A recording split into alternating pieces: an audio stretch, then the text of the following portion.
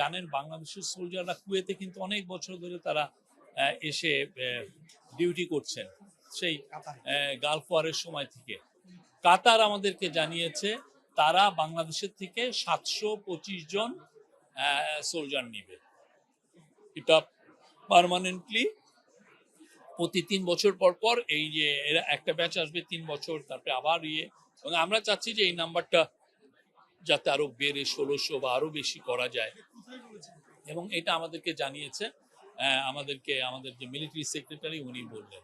Military secretary SSF এর যিনি প্রধান এখানে, এনারা দুইজন আমাকে সকালে জানলেন। এটা আমাদের জন্য খুবই, কেননা এখানে যে স্যালারিটা একজন সোলজারের স্টার্টিং স্যালারি 2.5-3 লাখের মতো।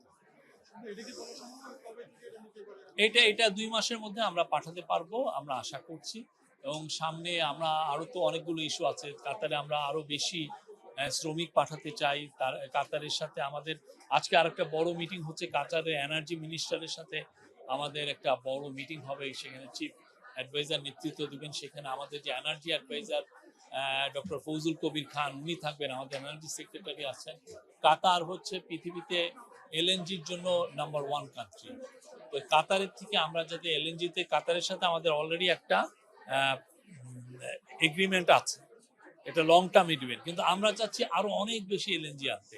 কেন আমরা আনতে চাচ্ছি? বিকজ প্রচুর বিদেশি ইনভেস্টর আমাদেরকে জানাচ্ছে যে তারা বাংলাদেশে ইনভেস্ট করতে চায়। এবং আপনি এনার্জি মিনিস্টার অ্যাডভাইজার আমাকে নিজে বলেছেন যে 600 দেশি কোম্পানি, 600 যারা বাংলাদেশে অলরেডি আছে, দেশি এবং মাল্টিনেশনাল, তারাই অলরেডি নতুন গ্যাস পাওয়ার লাইন ধরেছে। তো আমাদেরকে তো এদেরকে গ্যাসটাকে সরবরাহ করতে পারবে।